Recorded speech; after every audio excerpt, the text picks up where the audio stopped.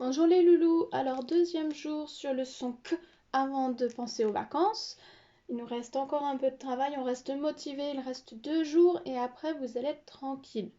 Alors, pouvez-vous me rappeler comment on écrit le son K? On peut l'écrire avec un K comme dans kimono, avec un Q comme dans masque ou avec CH comme dans chorale. Alors, ce qu'on va faire pour commencer, vous prenez, vous avez vu votre ardoise et on fait une petite dictée de syllabes.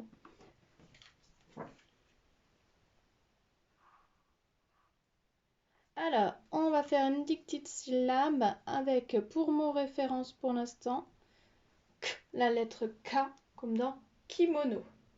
Vous m'écrivez qui.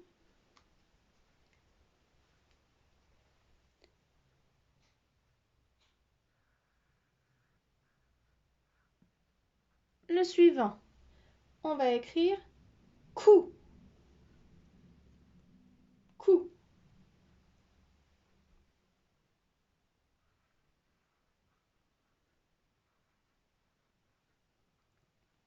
Suivant, on va écrire ke avec le son E qui s'écrira AI. Ke.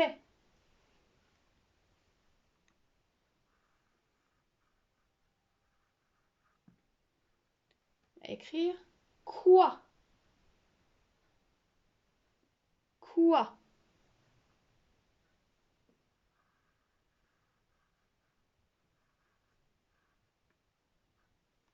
On va écrire cra.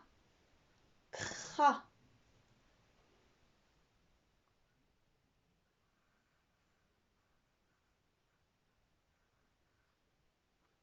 On change de mot repère. Cette fois-ci, on va passer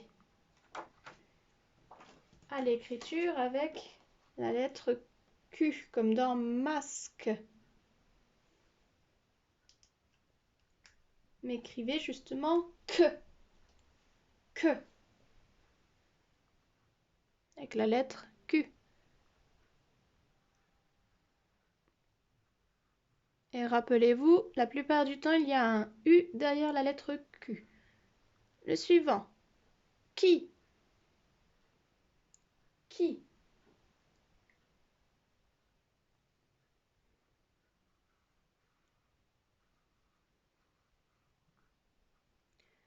Le suivant, on va écrire quoi. Quoi. N'oubliez pas derrière le U ce que l'on doit derrière le Q ce que l'on doit mettre. Je vous l'ai dit, c'est le U après la lettre Q. La maîtresse, elle bafouille. Ça arrive. Alors, on va changer de mot repère et on va prendre en dernier CH pour faire le son K, comme dans chorale. Alors, vous m'écrivez la syllabe qui. Attention, avec CH, ça ne fera pas le ch, ça fera K. Qui.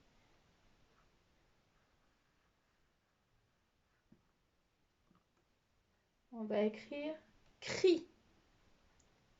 Cri.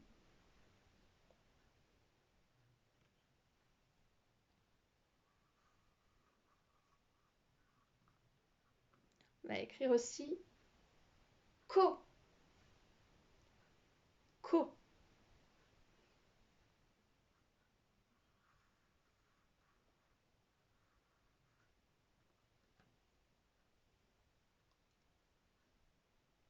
Et on arrête là pour les syllabes. Alors, vous allez me dire, ça vous avez déjà demandé à vos parents, mais comment je sais si je dois prononcer ici ch ou que? Eh bien, en fait, c'est en lisant votre phrase, en comprenant votre phrase, que vous saurez si vous devez faire ch ou que. Voilà, en lisant le mot, puis la phrase, vous trouverez comment vous devrez le dire. Ça viendra à force parce que vous allez lire de plus en plus vite. Et en lisant de plus en plus vite, vous allez aussi comprendre de plus en plus vite. Voilà, donc c'est normal pour l'instant si vous ne savez pas encore, pas d'inquiétude. On passe à la suite, je mets en pause, je vais vous montrer des phrases à lire. Voilà, je viens de vous copier les phrases, donc à vous de les lire. On va les lire une par une. Vous commencez par lire la première phrase.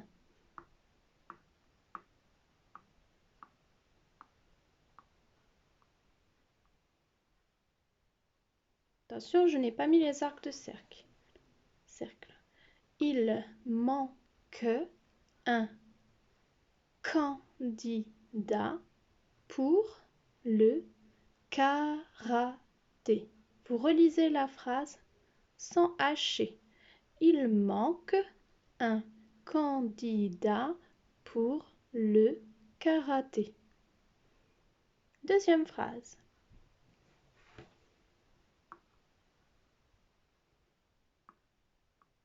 Ah, un mot-outil.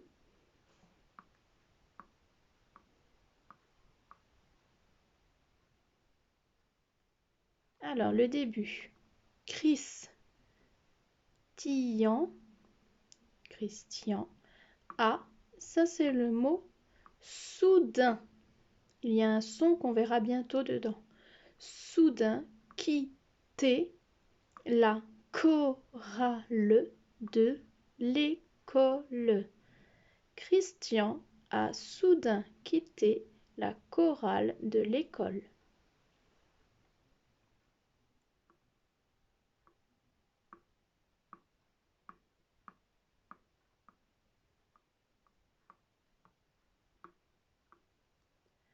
Pourquoi ne pas pique-niquer après le cours de ski?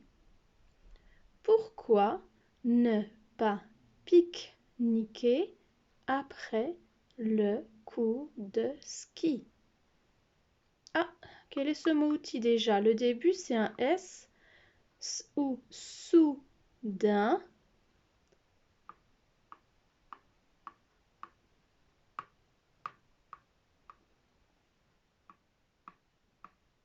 Soudain, c'est la panique.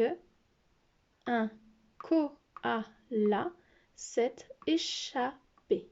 Soudain, c'est la panique. Un koala s'est échappé. Alors, les parents, je vous encourage à leur faire relire plusieurs fois ces phrases. Elles sont un peu plus compliquées que d'habitude. Il faudra aussi faire expliquer ce que veulent dire chaque phrase. Donc, n'hésitez pas à faire reformuler pour que votre enfant vous explique ce qu'il a compris de ce qu'il vient de lire. Alors, ensuite, on va reprendre la fiche où il y avait l'exercice 8. Voilà. Alors, remets les mots dans l'ordre pour écrire des phrases. Alors, ici, je vais lire les mots avec vous et après je vous poserai des questions. C'est le mot quitter. Christina. Chorale. Le nouveau mot outil. Soudain. À la. Alors, rappelez-vous par quoi commence une phrase, une majuscule, et elle se termine par un point. Donc normalement, vous avez le premier et le dernier mot. Et pour que cela soit une phrase, il faut qu'il y ait du sens. Si votre phrase ne veut rien dire, ce n'est pas une phrase. Phrase ici, la deuxième qu'il faudra construire. 4. Le piquet fois moustique à Chloé. Ah, on a dit juste à l'instant qu'une phrase commence toujours par une majuscule. On a un problème, une majuscule ici et une majuscule ici. Pourquoi?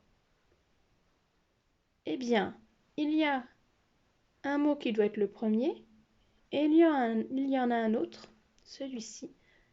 C'est un prénom, un nom propre. On a déjà vu ça en début d'année. Tous les noms propres portent une majuscule.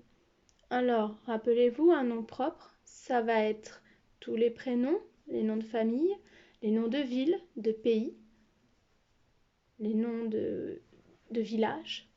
Voilà, donc rappelez-vous de cela.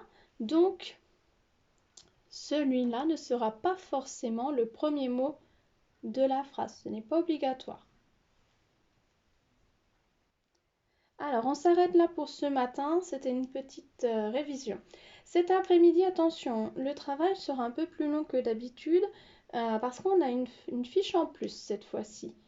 Je vous la montrerai tout à l'heure. Donc, on va reparler de l'image de la veille, donc de mardi. Et il y aura une feuille complète d'exercices à faire, mais qui est assez rapide et facile. Voilà, donc je vous dis à tout à l'heure.